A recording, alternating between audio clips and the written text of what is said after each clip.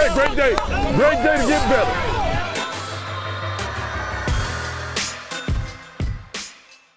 What's up, guys? It's your boy Pelaya, and I hope you are as ready as I am for this 2014 college football season.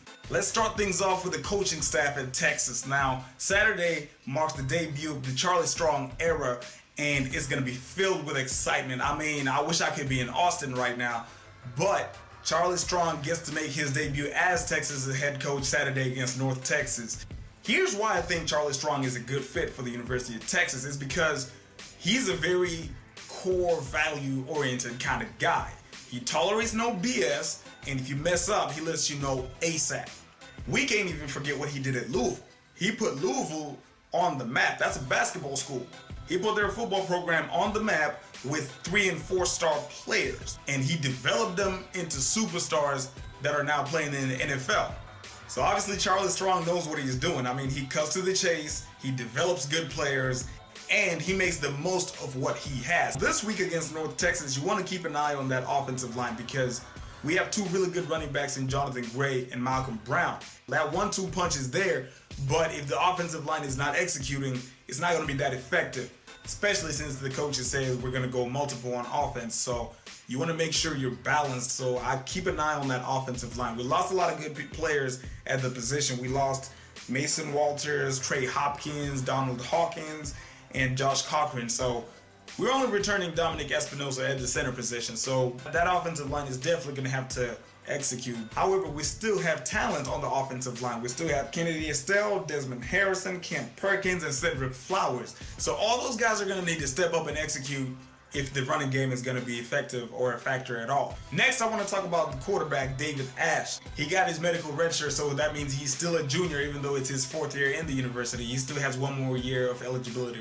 remaining, which is great because he has a ton of experience and he brings stability, much needed stability, to that offense. Let's not forget that he was poised for a pretty big year last year had he not gone down with that concussion that pretty much ended his season, because in the 2.5 games that he played, he had already thrown for almost 1,000 yards, and he had already had 7 touchdowns to only 2 interceptions. So his year was already going really, really good before he got injured in that BYU game. He tried to make a comeback in Kansas State, didn't really work out so well. And so far, he's been grasping the new system pretty well, according to Sean Watson. So if he can stay healthy, slide instead of taking hits, and just manage that offense like Charlie Strong needs him to do, then I'm pretty sure that offense is going to be better than what most people think. It's going to be an efficient quarterback. Look out for David Ash to stay healthy and bring stability to that offense. Now on the defense, I'm pretty excited to see what that defensive line is going to do, because I'm usually a guy that pays attention to the safeties and the corners and the secondary guys, but this year's defensive line is going to be good. I know a lot of people are saying we lost Jackson Jeffcoat, Chris Whaley in the middle, and I probably sound crazy right now, but I'm pretty sure our defensive line is probably going to be our strongest point on the defense. And of course, then you got the linebackers. If Jordan Hicks can stay healthy, that's another thing that killed us last year.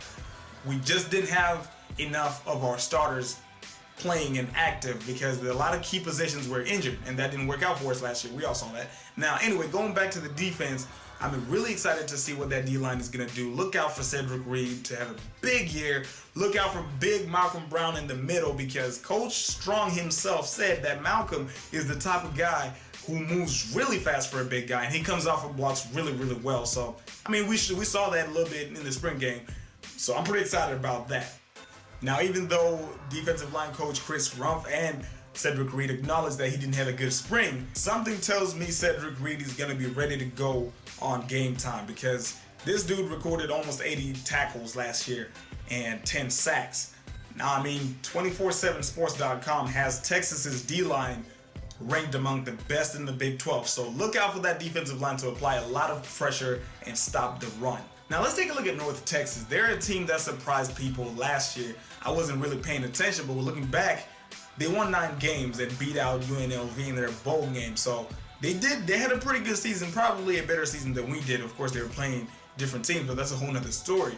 Now, Vance Bedford, our secondary coach, says that they can hurt you on the ground if you don't stop them. He said, they are talented and they can hurt you on the ground if you don't stop the run, but they are losing some significant talent at the wide receiver position and their quarterback. So we'll see how much that plays out. I'm pretty sure if anything, that's what's gonna cost them the game, because we still have talent at the end of the day. Finally, for the game prediction, yes, I understand that this is Charlie Strong's debut, and yes, I understand that he didn't have probably the amount of time he would have wanted to get his team ready to go, but based on talent and the new coaching staff, I got Texas winning this game 42-17. Let me know what you guys think. Leave your score on the comment section, and I'll see y'all next week.